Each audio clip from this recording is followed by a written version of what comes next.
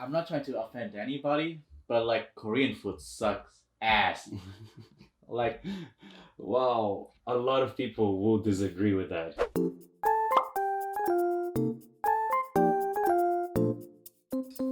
Hey guys, what's up? we're back. It's the second episode of the Chajang podcast. and this is the show where we have two foreigners Mm. talking about their experiences in Korea and life in general. Yeah. So, Our miserable life.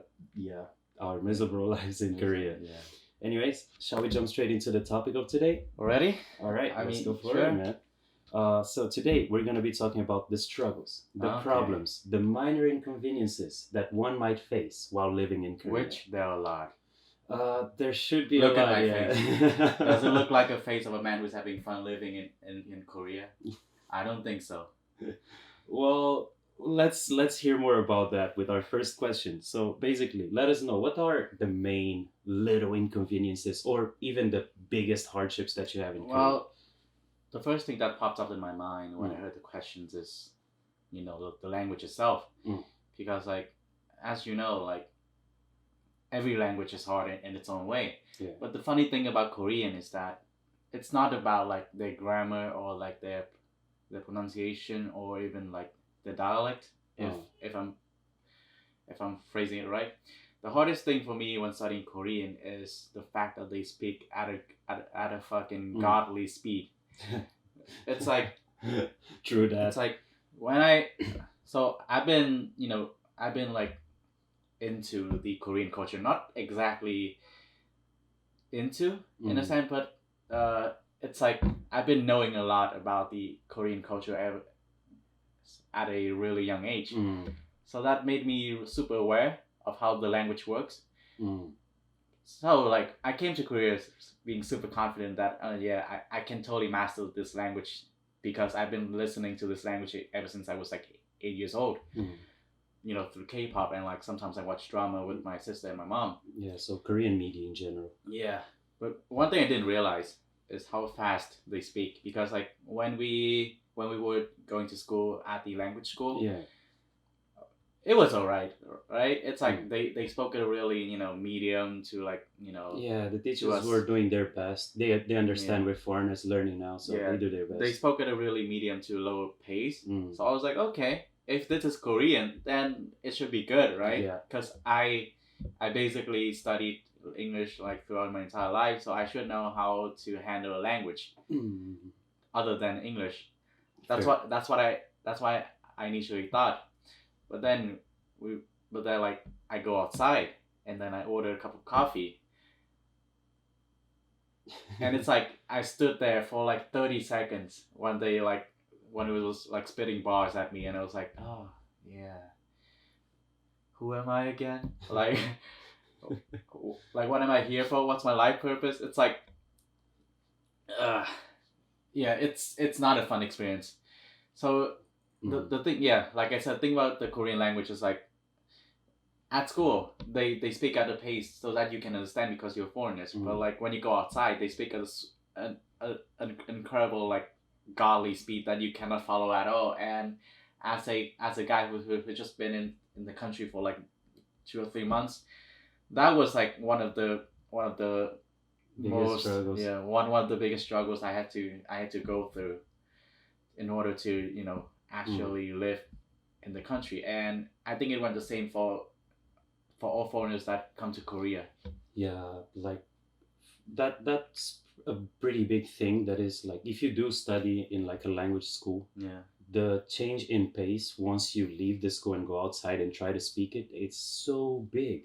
Like sometimes, like if you go to a coffee shop or you go to a store, like you just get the standard questions like, do you want ice in it, or Yeah. like, do you gonna need the receipt, or do you have like a customer card, like Yeah, a point yeah. card stuff, Coupon and shit like that. so they're just asking these questions, and like with time you get used to it. So even if you don't actually hear and understand what Yeah. they're saying, you just kind of know, and you're just like, I can so it's okay, I don't need it. Yeah. It's like- so you just start passing it up. But once it's outside of that comfort zone, like once you start actually speaking to other people, like Korean friends or be it who it is, and they just start spitting bars at you, it's like Yeah. you don't know what's going on.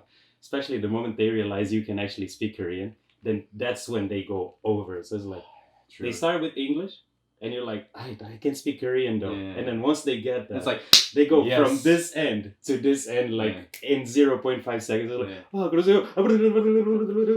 Exactly. Rapper. Yeah. That's one thing I really appreciate. I also really hate about like the Korean language. It's fun and it's all fun in games until people start like fucking spitting bars at you, and you just stand there like with your eyes wide open and your mouth also wide open. You just stand there, listen to them for 30 seconds, and then they go like, do you understand? And you just stand there like, yeah. I guess. Yes.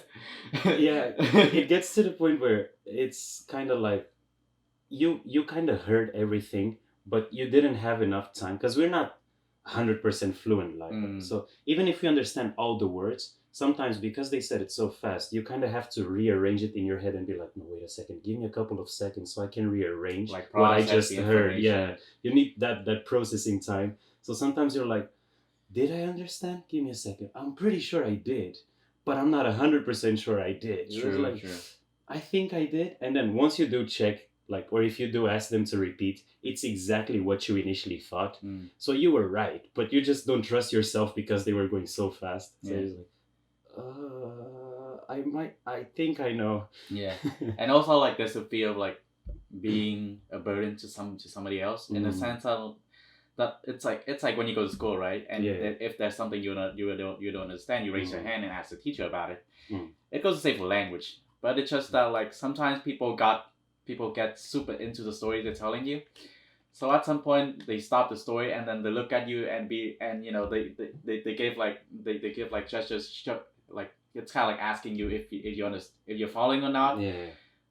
But you're so afraid of offending them because like if you don't understand, right? But if you say you don't understand, you may end up like offending them or like make them feel annoyed. So you just end up saying, oh, yeah, of course I do. And then they go on with the stories, and then they continue with their story, and you just stay there being super stuck, not knowing what to do, and just accept the fact that you're a loser. Yeah, it kind of makes you feel like you're drunk in a sense. If you guys know what I mean, it's like when you get drunk and you're doing your best to listen to the conversation, but you can't focus hard enough. Except here, you're doing your best to focus, and you are focusing. You just don't get it. But, well, that comes with time. I'm pretty sure it's not as bad now after 2 years in Korea. I mean, after living here for 2 years, I've become quite, fluent at the language myself. I'm not like native fluent, right? Native level yet. But like handling normal daily conversations or when it comes down to having fun with people, I'm quite fluent myself. And because like we tend to go party together a lot, not like clubbing and stuff, but we tend to go drinking and socialize with people a lot during our stay in Korea. That actually helped me improve my speaking skill by quite a large margin. So now like I still cannot talk to people at like a godlike speed like actual Korean people. But I can listen to the conversation and I could follow up pretty well. Like I say 70-80%. Like answering the question still take me some time and like some processing time. But overall I can carry out a proper conversation quite easily, I guess. So it's like it's not as comfortable as speaking English to you guys, but yeah, it's quite good. I'm quite confident in that sense. Yeah. Okay, fair enough. Now moving on to maybe another inconvenience that I actually feel a little bit bad for calling this an inconvenience because this is just something everyone in every country should do. But where I come from, we don't have this at all. Well, I think these days it's starting to show up a little bit more, but basically it's what's it called again? It's like trash division, like oh yeah. Like you have to separate the trash, and it's I'm used to it now. So I just like basically even in my room, I just have like a different bag for each type of like trash. So for plastic, I have one bag. For like bottles and cans, I have one bag, and so on. But I just wasn't used to it at all because back home you just throw shit out. If you have a pet, that's the 음식물 쓰레기. So that's basically the food Food trash. waste. Yeah, food waste. Yeah. So yeah, it was one of the things that I kind of want to put in my list of inconveniences, even though it's something everyone should do. It's good for the environment, Yeah. and yeah.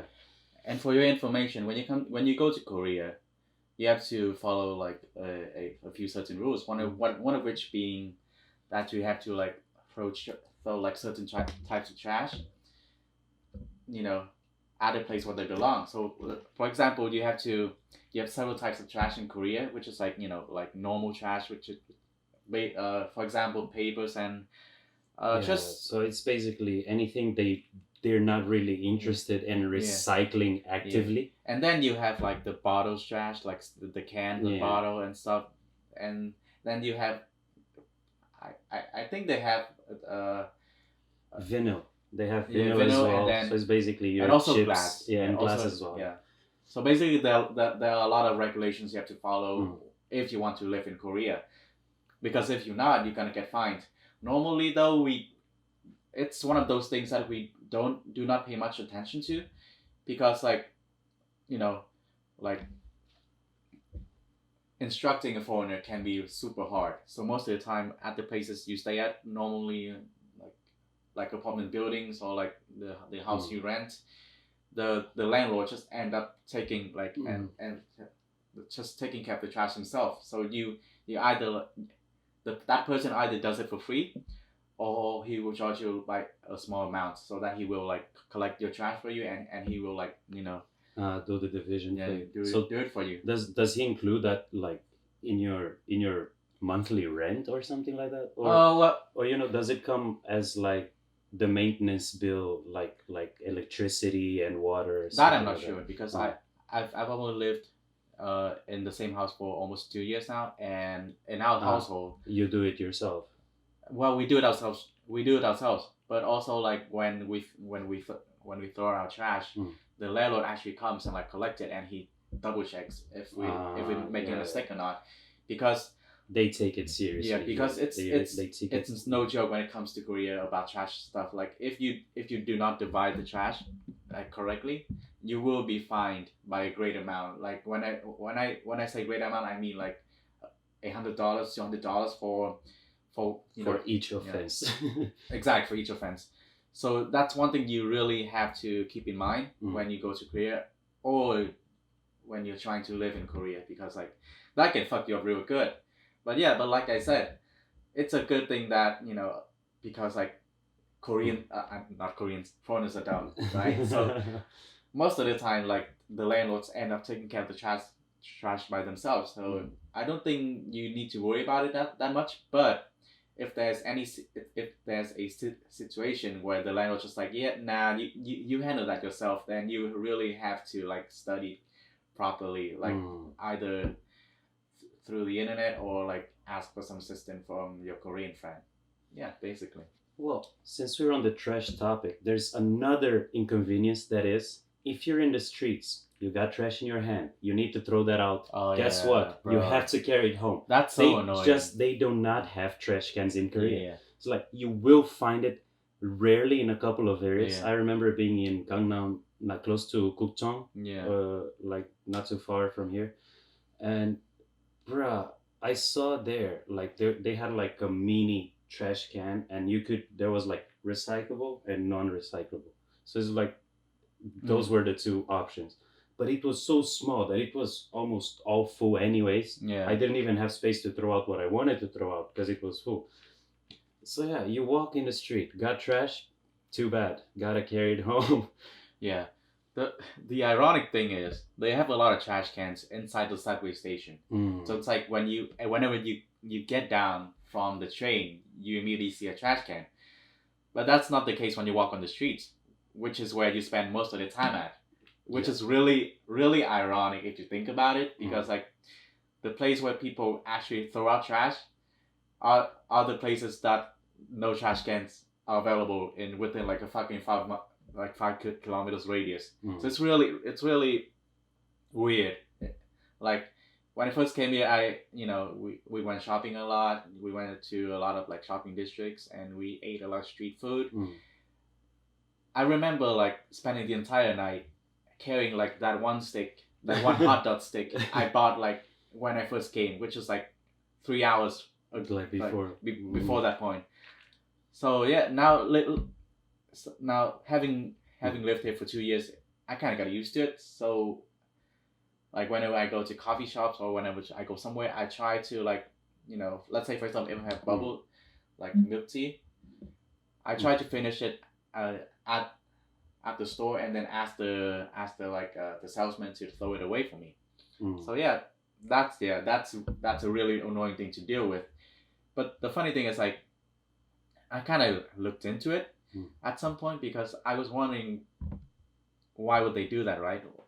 What are their motives? Why be for not having like the trash cans on the street? Yeah. And the funny thing is like I actually found a study stating that not having a lot of trash cans on the street actually reduces the amount of trash people throw out. Yeah, exactly. Which is kind of funny if you think about it. Like I never thought of it before, but after reading that article, I was like, yeah, I guess that makes sense.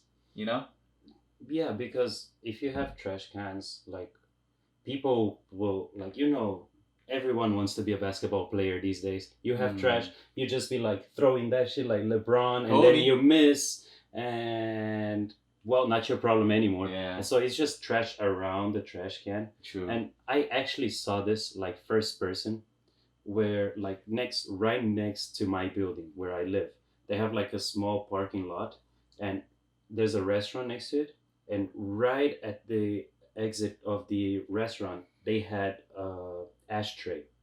So they had an ashtray, one of those tall ones, so the top is an ashtray and the bottom was a trash can.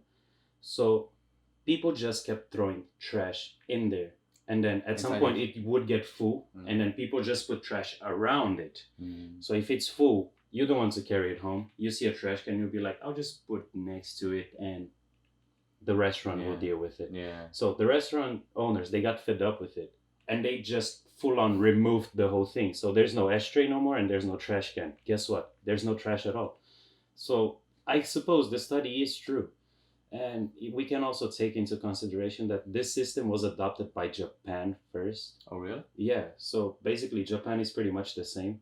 And it works even better there than here, because Japan is a much cleaner place than Korea is. So, well, there's that. I mean, there are a lot of factors that, Yeah, there's other things that play, like there's the culture and, well, anyways. One other thing that I would add is for any smokers out there, Korea is not a really friendly country when it comes to smoking, but it's ironic in the sense that a lot of Koreans are smokers, but they have these laws that they've implemented to basically help and support the people who are non-smokers. So most of the places you go, you are not allowed to smoke. Exactly. And sometimes even when you find a spot where you think, okay, there's no people here, I should be able to smoke, and then you look at the wall and no smoking sign. Yeah. And it's just because no matter where you go, there's buildings and there's either people living there or people working there. And windows are open here and there. So if you smoke, it goes up and people complain.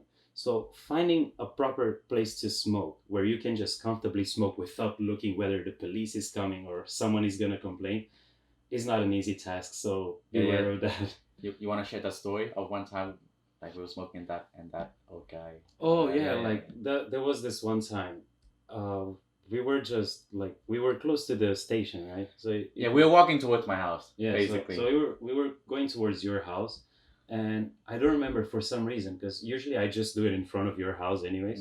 But that day, I don't know if you were waiting for someone, but anyways, we just stopped at this spot where you can see cigarette butts on the floor, and this is kind of my way of knowing whether I'm allowed to smoke or not. Yeah.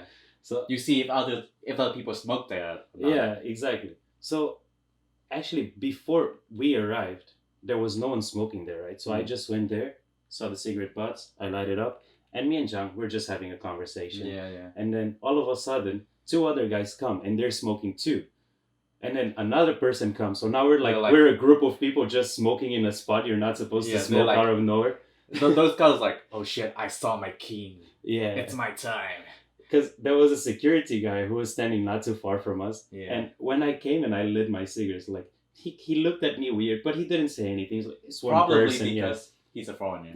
So he was just like, it's one person. I'll just let it slide. Yeah. But then this is another thing that smokers have. You see someone else smoking, you're like, I'm gonna smoke next to him. So if there's a problem, I'm not alone. Yeah. So these guys do that to us. They come smoke next to us, and then once we become a big group, then the security guy just comes to us in Korean, of course, and he's like, "Yeah, don't you see the no smoking sign? Yeah. Why are you smoking here?" No, but the let's just go, John. Let's go. When we just sped out of there. It's like we weren't gonna get into big trouble, right? Mhm. But it's just Well, I mean, you want to avoid confrontation, right? So you're just like, yeah, understood. Let me just throw this out. Let's leave. and also I feel bad for the guy too because he's probably the one who's gonna do the cleaning later. And even if it's not that, he's probably the one who's gonna have to respond to whoever owns the place when they come home and is like, "What is this? It's your job to not allow this to happen." True. So yeah, he might get into trouble because of that. Yeah. Well, there's that.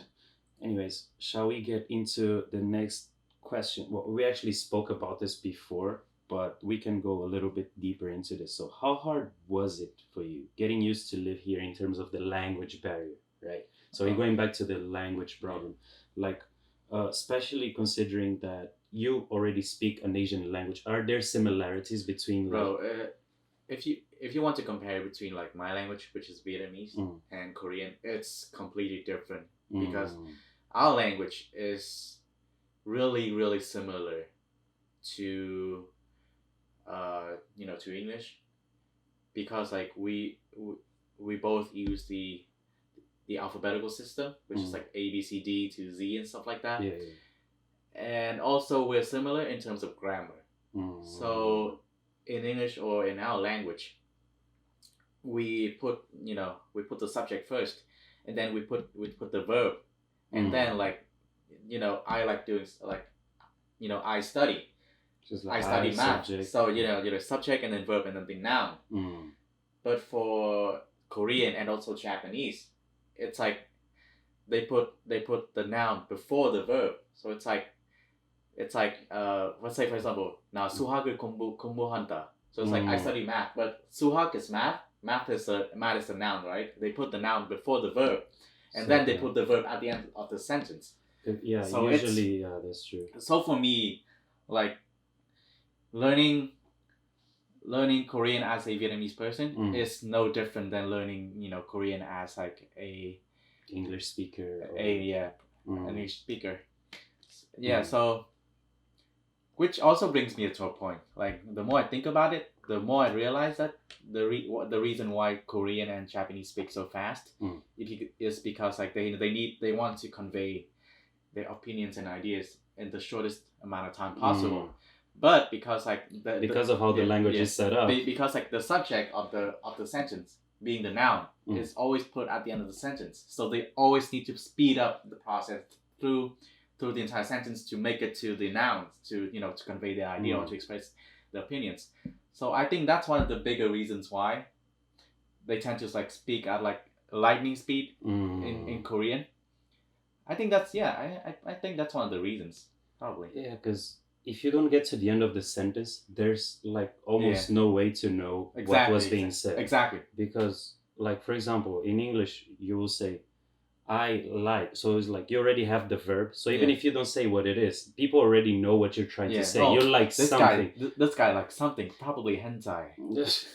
Well, could be, but in Korean, conversely, is like you will say yourself, or you will say the subject, right? Yeah. You will say the person or object being affected by the action before saying the action itself. So if you want to say I like cars, you basically say I cars something like. Yeah. So if you stop midway, it's like I cars. So people what? But you bought a car, you like a car, you fuck a car. Yeah. It's like that. There's no way to know what you want to do with the car. Yeah. So it's like they always need to speed up through the process to get. Oh no, not the noun, but to get to the verb. Yeah. Because to like get to the verb. Yeah, to convey the feelings and to express their opinions. People need to know what they're doing with that noun right there.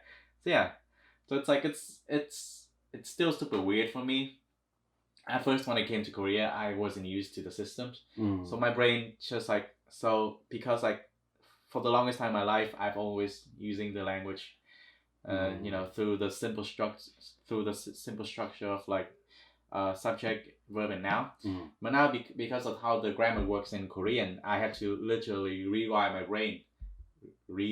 my brain, and it took a lot of time and effort. And now that I got used to it, I started to, you know, become less fluent in English, because like I started speaking Korean on a daily basis for the longest time now. Like I've been speaking like that almost every day, Korean, with my friends and stuff. Yeah, that's true. So at some point during that process, I started to notice myself pronouncing English words differently, weirdly, and you know, inaccurately. Yeah, Sense. sometimes I have the same problem, especially with words like, you know, double E or EA. Yeah. So it's like, yeah, speech and speech is like, Yeah. so I mispronounce them. Or like ship and sheep is like, Yeah. if I'm just having a normal conversation, I'll mispronounce. So it's like, I want to say ship, but I'll say sheep. So it's like, so I was writing the ship. That's what I supposed to say, but I was writing the sheep, and then people are like, "You're on animals now." It's like, what? No, that's not what I. You into bestiality now, Chacha? I can't believe you're that kind of person. Nah. Like, anyways. So yeah, that like that's why we always make this joke about us being like trilingual, because like Chacha and I both speak our mother tongue, and then we both speak like Portuguese, English and like Korean. Korean. So that's why we always make this joke about us being trilingual, but we're not fluent at any of the languages. At any of the languages, yeah. That's a struggle. It's like you like, it's impossible to balance between 3 languages. I mean, 2 is fine, right? But 3 is like three languages at the same time. It's like a brand new horizon. And so it's ironic. Yeah. For me, being currently a translator, and at some point a teacher. So don't hide like, this guy. So it's like, yeah, I hope my students do not watch this. Don't hide this guy. Do not be disappointed. He's a con man. I'm still fluent enough to teach. Do not worry about that. Yeah. Well, but what would you say, like, so both of us, we pretty much learned English the same way, where it's just like from a young age we had English or American media in our lives, and it's like playing games, reading, listening to music. We just kind of naturally learned it. We never really sat down and we were studying word by word. Compared to Korean, where we actually went to school and learned it, like for a long period of time. So do you reckon that if from a young age we had like the same amount of influence from the Korean media, do you reckon we would have been able to learn Korean as naturally as we learned English? Or is it just set up in such a way that even if we had it from a young age, it wouldn't have been as easy? What do you think? I'm not sure about this question, but like from what I've experienced so far, English is easy in the sense that because they speak a lot slower, so you can catch up with the words. So like you can actually like learn new words on the go.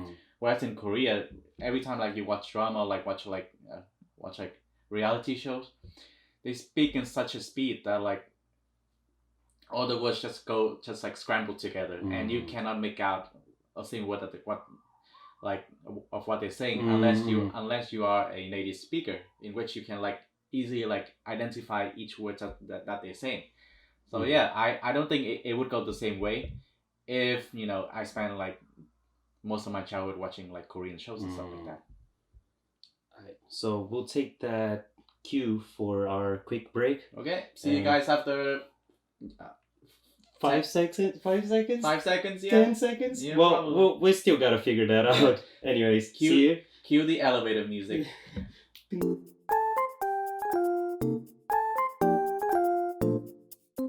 Welcome back, everyone. How were those 5 seconds, huh? Well, anyways, so we were on the topic of English and Korean, how the fluency and the differences, and you mentioned that the speed might be like a little bit of a problem, so like it might be a little bit hard, right? So I wanted to add to that, like even if you watch Korean television programs and reality shows and stuff like that, even when you're watching those, you will notice that even Korean people themselves, they can't always understand everything that's going on. to the Yeah. point where most of the shows they will write out Yeah, what the is being said. subtitles, yeah. Yeah, so it's like They put subtitles in their own language for some reason. I always find it kind of weird when they do it. It's like it's not weird when you put subtitles on like YouTube video, right? But it's weird when the like the national television and whenever like they film yeah, a reality shows, like they put subtitles to everything the actors or like the people that took part in inside the program says. So it's like and it's to the point that it's so common for people like when they're speaking on their daily lives, right? Or even if they go to television, sometimes if they're just having like a normal fast conversation, right? They will misuse words or they will misuse grammar. yeah, So sometimes if you hear what they're saying and you read what is written, it's different. yeah, It's the same meaning, but but because the way he spoke is not actual correct Korean, they'll just change it and correct it on the yeah, subtitles. true. So I always thought that was interesting. And they scream a lot too. That's part of the reasons why like they put on subtitles, because like they scream they scream a lot, and it's like they make like they make like all sorts of weird sounds that like get mixed together when the show comes out. So it's like sometimes you cannot make out of what they're saying. So it's quite natural to put on subtitles into those shows, and it got to a point where like subtitles on like reality shows are like a given.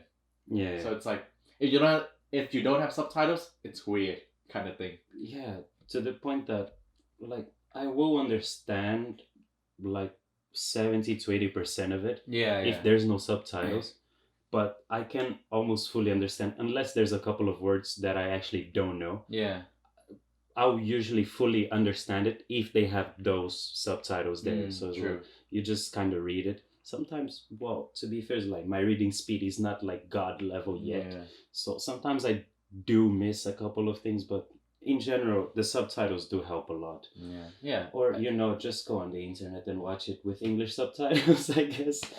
Yeah. So that brings us to the point that if you want to study Korean, just watch a lot of reality programs, because like they are actually Koreans in Korean settings speaking Korean with Korean subtitles. So there's no reason not to watch those reality shows if you want to study the language properly.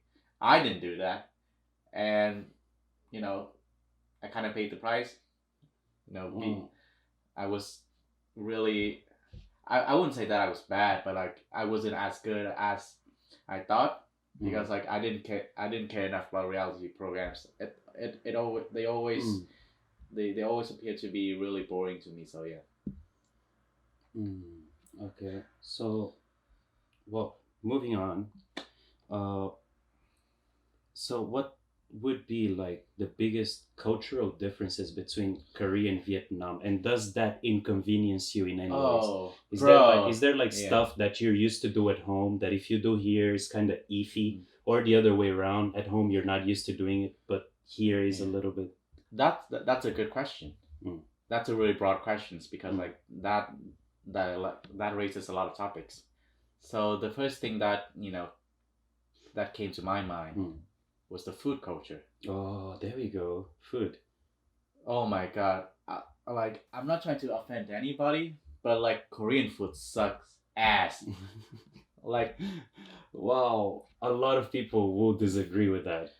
I know a lot of people would disagree with that, but coming from if I had to make like a fair comparison, I would say that food in my country and in China, because like my country's food and China's food is kind of really similar in a few ways. So if we have to make a direct comparison, like Korean food has no flavor at all. Okay. I'm not saying this to offend anybody or to offend any Korean person out there. But it's just like my opinion about food in Korea. Because like I don't know what's up with Korean cooking style, but it's just that like they miss out a lot of the good parts, So in my country, when like the general taste in our country is usually like spicy, like spiciness, sourness, sweetness, saltiness.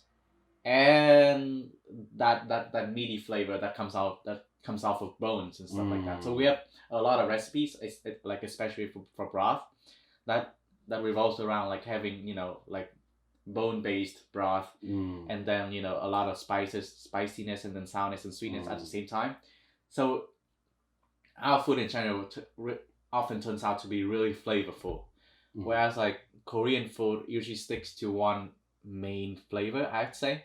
Mm. So it's either like straight up like heat and like spiciness, or straight up be like sourness and like saltiness, stuff like that. Okay. So it's because they like because they tend to only have like a few flavors, and most of the time those flavors don't stand out. Korean food usually appears to be really bland to me, and I cannot bring myself to enjoy Korean food. And I think it goes the same for a lot of like my Like people. my Chinese Mm. friends, and also my Vietnamese friends who came here with me. They also share the same opinion. And also, I've heard a few Japanese people Mm. say that like they like Japanese food a lot more, because I've never been to Japan, and I have never like tasted like proper Japanese food in Japan, right? Mm. But I could like from a lot of like watching online how they make their food, and also I've you know as a kind of like a fan of Japanese Mm. culture, I've been to a fair amount of Japanese restaurants, so I've had my fair share of Japanese food, even though it's not like native to the country, it's still Yeah. Japanese food, and I could say that from all of that experiences, I could confidently say that I think Japanese food is better than Korean food, because it's kind of similar to Mm. my food, in a sense that it's really flavorful. Okay. And like you walk out of a restaurant feeling satisfied, feeling like you crave something sweet. When I go to a restaurant in Korea, right? When I come out of a restaurant feeling full, I just don't want to eat anything else because I'm just full. But like when I go to restaurants in my country, I walk outside craving something sweet, because like you had that that like that what's it that's that satisfied amount of like flavors in your mouth already. So you want to cool things down with something sweet. Wow. Well, okay, that's a strong opinion, right? That's That's a strong opinion. Like, bro, like I cannot. That's why I've been sticking to curry for such a long time now, because like curry has more flavor. Like curry's had, I kid you not, curry has more flavors than most of the Korean food I eat on a daily basis. well, if I had to make a comparison though, like, so back in Angola, yeah, our food has like a fair enough amount of flavor, but I have to say this, and no disrespect to all my South African people out there, is like much worse than Korea. Mm. South African food does not taste like Mm. anything. Mm. It does not have taste. It's you eat. That's it. It does not have taste. And I know that a couple of South Africans that might watch this, they'll be like, no, you never tried this plate or this plate. Fair enough. You have like a couple here and there that are a little bit strong, but in general, their food, the way they cook, is just no flavor. Okay. That's why coming to Korea after living in South Africa for so long is like, damn, He thank reached God. Nirvana. It was so much better. It's like one of the things that we have to respect about Korean food is the classic chicken, the fried chicken. Is like Yeah. that's like it's not something you want to eat every day. Well, Well, depends. You might want to eat every yeah, day. I agree. Fried chicken is That's it hits the spot. yeah. It's Especially if you follow the classic chimek. Yeah. So it's like chicken, Chicken and and beer. beer. That combination just goes. But that's the thing, right? Chicken is a thing, but I I can never I like classify it as Korean as food, Korean food because I it's get that. fried chicken is universal. So, despite my love for chicken, I cannot classify it as Korean food. But yeah, Mm. carry on. So my point was actually having been to Japan, the one thing I have to agree is like I've only been there for like a couple weeks, maybe like if we make the total amount of time I spent in Japan, it might be like around a month. Mm. But I have to say, like the food, the restaurants that I went to, bruh, yeah, that was good. It was some good food. It's like you come to Korea. Not one of the other things that people talk a lot is the Korean barbecue. So Yeah, yeah, yeah, samgyeopsal. So and I have to say it's good. It's good. I It's really really good, like samgyeopsal. But then, you go to Japan and you have like meat. Like I went to this restaurant with the same French friend that I told you before with Yeah. the soju bottle. Yeah, same guy. We went together to Japan and we were in Osaka. Check And out we're- episode 1, by the way. He's in episode 1. So we're just walking down the street. We don't know what to do. So we just see this restaurant and smell like this. Just this. The Yeah. smell is coming out of it, and I'm like, I really want to eat there. But there was a line, right? So there was like 5 people waiting outside. So I tell this guy, nah, let's just go somewhere else. And he tells me, Chacha, you know, if there's a lot of people waiting, we have to wait with them. Bro, It's a good restaurant. bro, I like how you. Bro, I like how you use like French accent to impersonate like. No, parce que we have to wait, eh? We wait here. And bruh, was he right? So I decided to wait. I'm like, this bruh's tripping. It's like, it can't be that good. They're probably just regulars, right? Yeah. I was wrong. We get there, and they have this thing, like, they just call it yakiniku, right? So Oh, it's yeah. True. So it's basically meat, bruh. Mm. So this guy, like, they have a full list of, like, different parts of the body that you can eat. Not human body, please. So we just went like with the 2 top ones. We don't even know what it was, and this guy just brings us the plate, and bruh, that was better than any samgyeopsal I had ever had in Korea. Bruh, it just beat samgyeopsal by a lot, like that, to the point where we found that place on the first day we were there, and we spent like 4 or 5 days in Osaka, right? So on the first day we arrived, we didn't know what to do. We randomly found this place and we went. It was so good that on the last day, before we left, the last meal we had was again the same place, bruh. Oh, It was that good. We had the chance to go somewhere else and try different stuff, and we were like, no, I don't need something new. I'm gonna go for that shit. Okay. Oh, But it must have been expensive though. that is true. Yeah. It was expensive. You do have to ball out a little, but the quality, I would say it's worth it. If you do it like once in a while. Like it's not something, at least as a student, right? It's not something you'd be able to eat every day. Yeah, but like how much was it? Bruh, I think per portion it was like around 300 yen. That would be like 3,000 won. So that would be like, how much is that? No, wait. I think I'm tripping. Bro, like 3,000 won is equal to 3,000 yen. That 300 yen.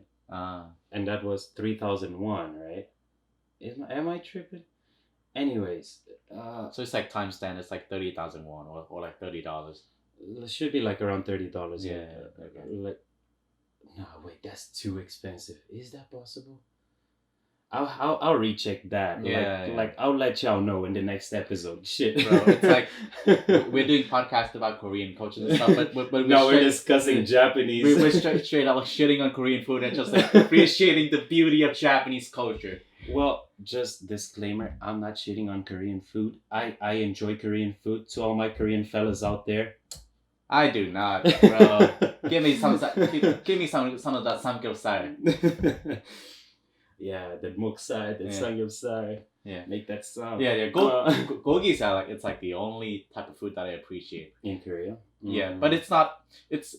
I couldn't even. I cannot call it Korean food just because like they have like a piece of meat, they slap it on the table, spray some of the salt and like some spices on it, and then you do it yourself. Is it like Korean food?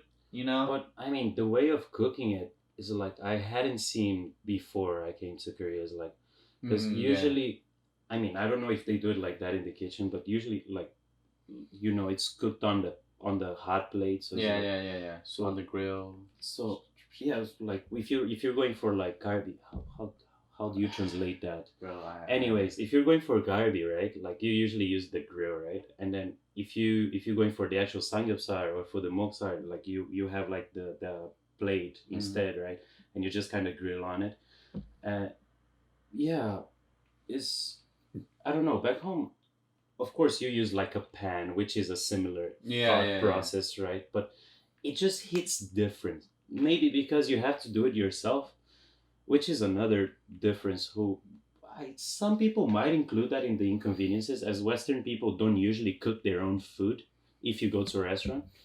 But here in Korea, like it's very often if you go to like a meat related restaurant, odds are you will be cooking it yourself. Hmm. But yeah. I cook it. And well, when we do meet, yeah, Jang doesn't. is our designated cooker. He doesn't cook. Like, I only cook when Jung's not around, so Yeah. it's like I'm second in command. If you're not around, I cook.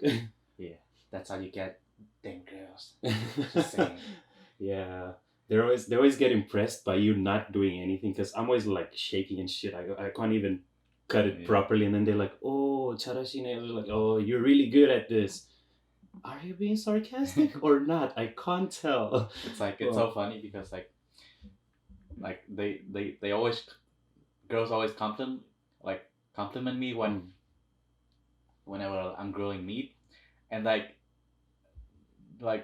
are they trying, like they're speaking out loud, right? But they always make it seem like they're trying to compliment, like they're trying to compliment me in secret. So it's like they turn to their friends, it's like, "Ooh, he's doing a good job," and I can hear it. I can clearly hear it, but I just pretend like I can't. I was like keep grilling. It was like just have that Yeah. self confidence, just like I know what I'm doing, bro. I know, girl. I know I got this. Yeah, bro. I got- I was just pretend I didn't hear shit, but I know what I'm doing. Exactly. I've been doing this for 5 centuries, girl. Pretty much, yeah. Well, yeah. So cooking your own food, that's one of the other differences. So is there anything that comes to mind other than food when it comes to the differences between like Vietnam and I actually thought of a few, but oh. those things was just washed up when I was talking about food. I guess I was too passionate about that. Well, like culture wise, it's different, right? But it's not that different at the same time. So when I first came to Korea, I for a long time I thought about it, and there was one thing I noticed, which is like I always have that feeling like Korea is like a few generations ahead of our country. So it's not like we have like totally different cultures, right? But it's just not like the human interactions and how things work around here really reminds me of my own country, but like in the more like modernized sense. You know what I'm saying? It's like we basically share the same. It's like it's a similar starting point, but like Korea is like a little bit ahead when it comes to the development of that same point. And also like the people are more educated. Okay, so this is something that I can say without any worries. Is like this is something obvious, and even people from our country would know this. Is just true. In general, people are just more educated in Korea, be it manners wise or actually like studying wise. People are just more educated than my country. I'm not talking about the rest of the world. And I don't know if I'm offending Korean people by putting my country and Korean on par. Yeah, I mean they should not be offended by that. I mean there are people who don't really appreciate the real countries out there. But yeah, what I'm trying to say is like I always feel like we share the same type of, not like I said, it's not culture, right? We don't have the same culture, but we also have the same culture. So you know what I'm saying? Similar tradition. Not in the sense of traditions, but in the sense of how people interact with each other and the type of personalities you can find. In that sense, okay. So it's like so it's like for example, if we have to pinpoint one, it's like the respect level between like a younger person and an older person. Kind of like that, or just like how but friends, not to the same point. Yeah, how friends like interact with each other, kind of thing. So we have, so example, you have the same, like it's like you have a few types of people in South Africa. Those types of people are different than types of people in South Korea, but like the types of people in South Korea are in a sense like really similar to people in my country in terms of like personality and how they behave and how they see the world. Okay. But like I said, it's like we're kind of the same, but Korea is like a few generations ahead in terms of development and education. They're like legit a few generations ahead. So I always keep that in mind when I go around. So yeah, that's what I've been noticing. So, and also because I'm an Asian, right? So I don't have, you know, a difficult time trying to blend in, or I rarely see it as like a struggle and stuff like that. It's always been pretty okayish to me, I guess. Yeah, I mean there's some like Korean types of people that I like that I dislike, but you know, overall it hasn't been, you know, uh a you know a tough thing, I guess. Well, if I had to point out like something that was not a shock because I already knew of that culture, but something that is a little bit harder to adapt, even though now I'm fully onto this thing. It's like I mentioned, like the respect level between like Yeah. either so here you have like different levels of respect, right? So you And go manners and from shit like that. if you have someone younger than you, then you have to call him like hyung or nuna, depending like if they're like if you have someone older than you. yeah, if they're older than you, so you have to call them hyung You or said nuna. younger, so I just Oh, yeah.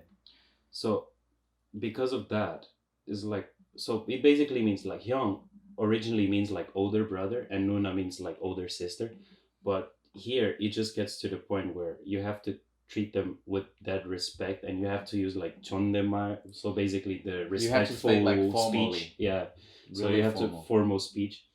Of course, if you get close enough to each other, at some point they'll just tell you like stop doing that, but when you meet you have that. Yeah. And like if you, for example, if you go to university or if you go to work at some place, if people have been there for longer than you, then you call them sombe. So it's basically senior. Like how would you translate Senior, it to senior? You're senior. Yeah.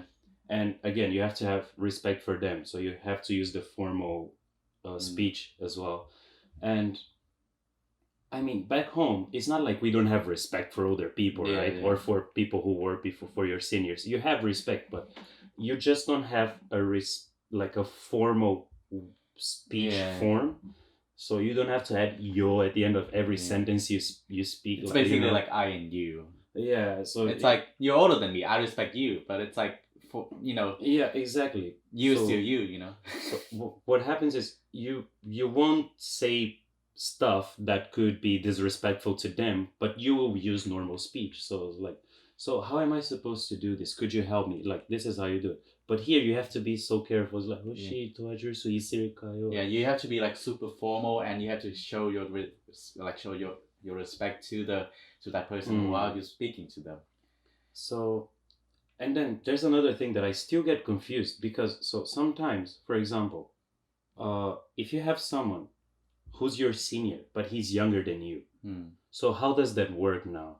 Do you both have to use like the formal speech to each other? Because even though you're my senior, you're still younger than me, so I'm your hyung. Yeah.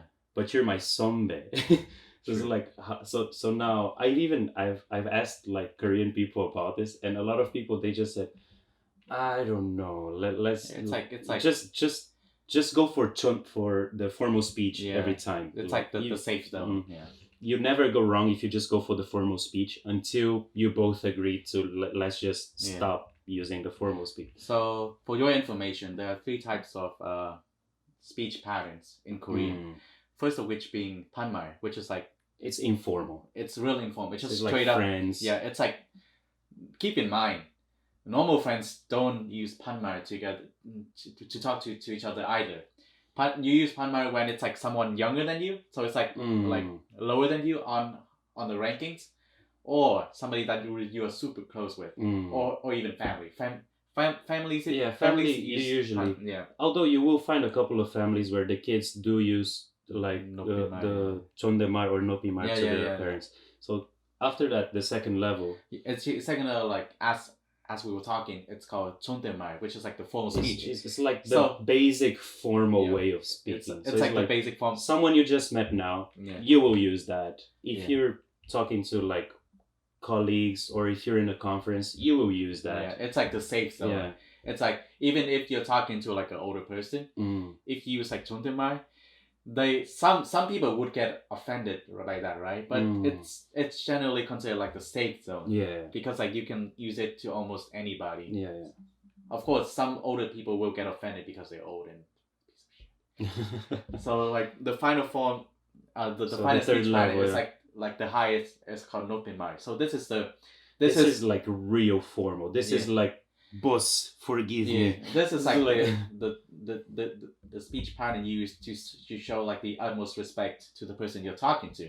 So basically, this is okay. This you will use to like people much older than you. So like to grandpas and stuff like that, or maybe to the boss of the company. And people who have people who have like a higher social ranking than you.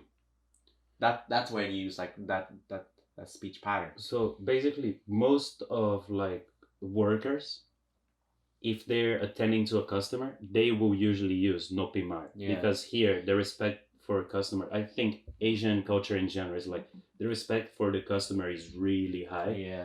So they will usually use 높임말, and this is something that we don't have back home, right? We don't have like this 반말, 존댓말, 높임말. Yeah. But I've gotten so used to the culture at this point that sometimes, even as a foreigner, I get offended a little bit. Exactly. Because it gets to the point, like this one time, I think I was at a coffee shop, and this lady probably thought I don't speak Korean really well, and then she straight up used 반말 to me, and I was so surprised. She was like, "Oh, it was at McDonald's." So yeah. So I was with a friend, and we ordered like a cola and a cola zero, so it was like Coke Zero, right?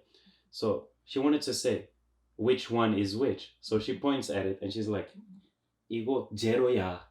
Oh shit! And even then, I would be offended hearing that. Like, "이거 제로야." Yeah. This one is zero, and I'm like, okay.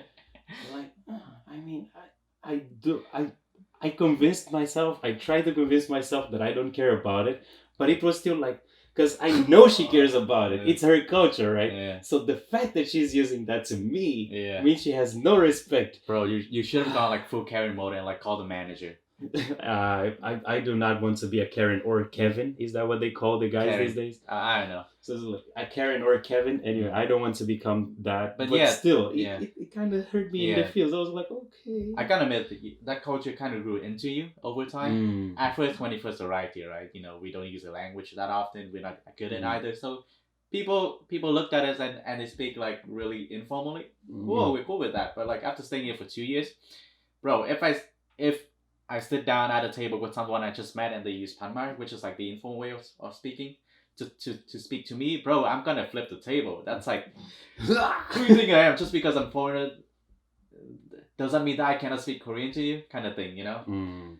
But at the same time, like, I don't feel, okay, I'm super okay with using 반말, which is like the informal way, or 존댓말, which is like the second. So it's like the formal middle way. ground. But I'm never comfortable like using 높임말 with other people because I really respect people. Wow.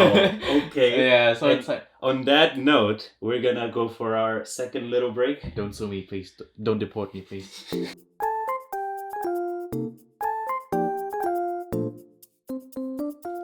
Our final question of the day.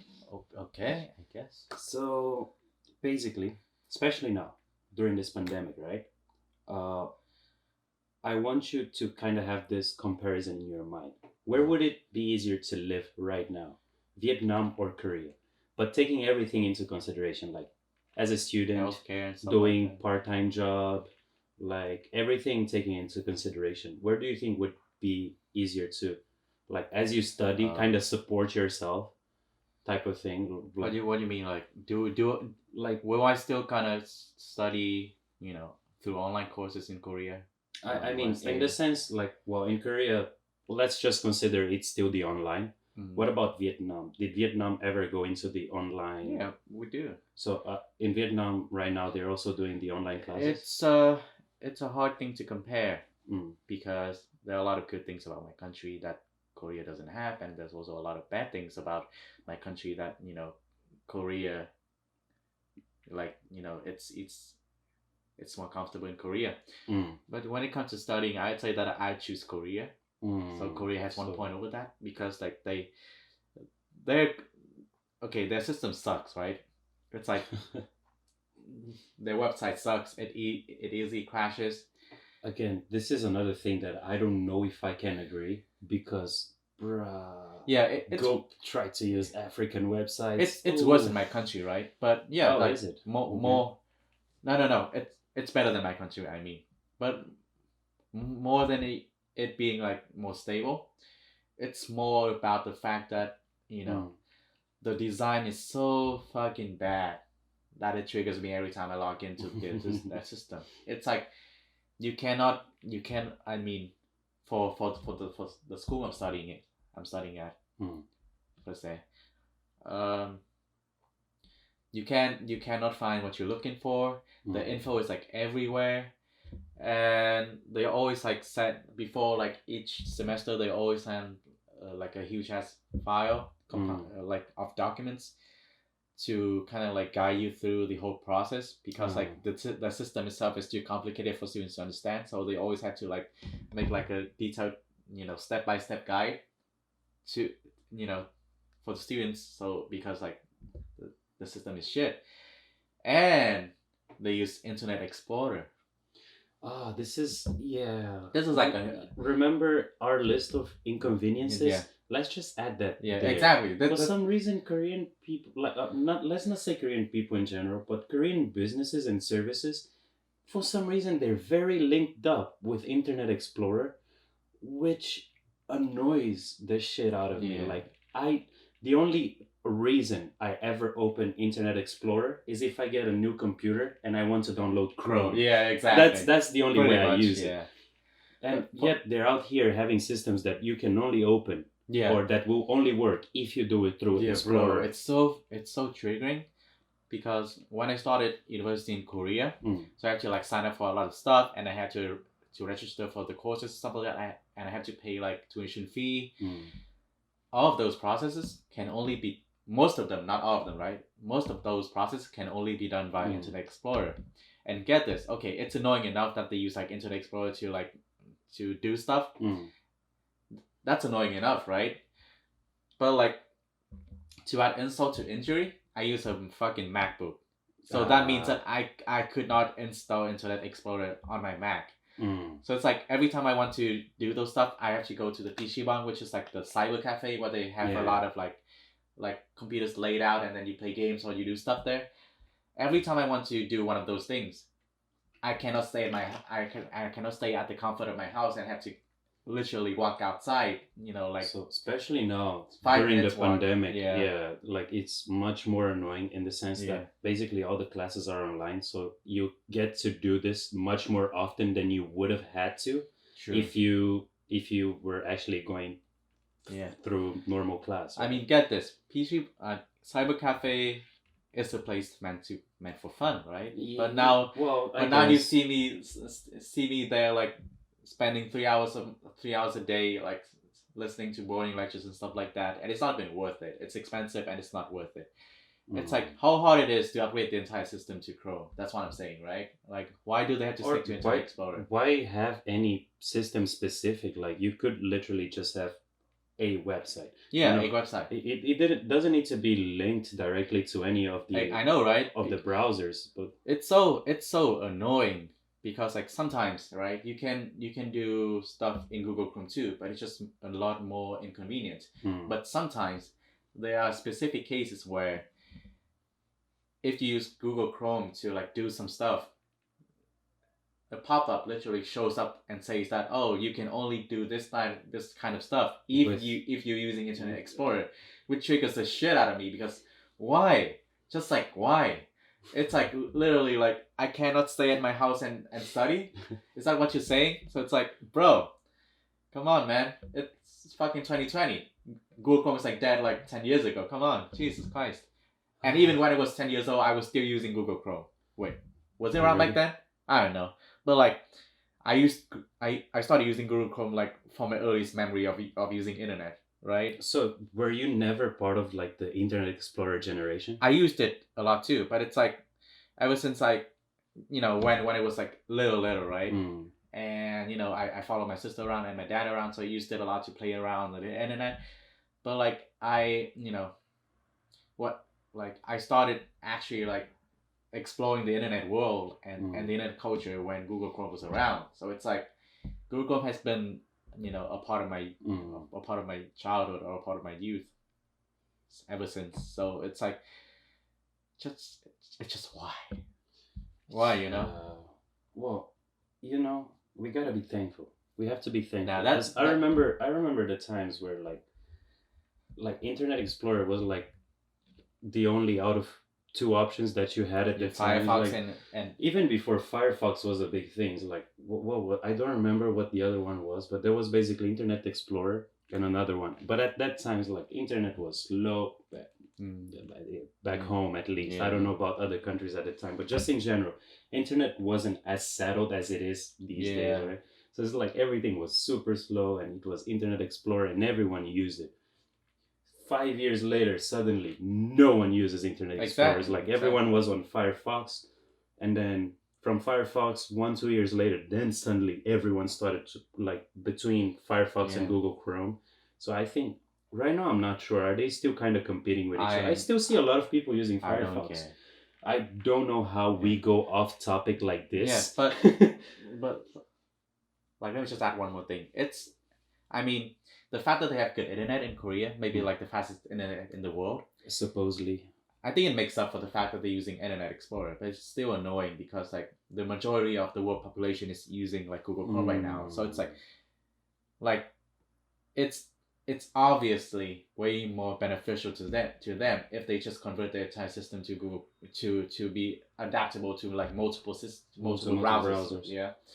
But no, they just had to stick to Google to like Internet Explorer for some goddamn reasons I don't know about. So yeah, it's one of the most annoying things I have to deal with living in Korea that I just realized because it's like, a minor inconvenience. It's not a minor. Is it major? It's a major inconvenience because like I study here, right? So I have to like go around the internet a lot, like visiting like school websites or like reading the announcements. So yeah, doing all of that online using Internet Explorer is such a pain in the ass. That's what I'm trying to say. Yeah. Well, so on that note, we're gonna end our episode on minor inconveniences, major inconveniences, big struggles, and just difficulties in general. And yep, that was it for today. We'll catch you again on the third episode. This was the Chajang podcast. See you guys later. Subscribe if you don't. Please. Something will happen. Just do the things I told you before. That bro, do it. Look at how broke we are. We literally have like one fucking mic that is attached to my camera way over there, and then we have a fucking table. This is not even our fucking apartment. This is our friend's apartment. We need support. We need budget, people. Subscribe, motherfucker. See ya. See ya.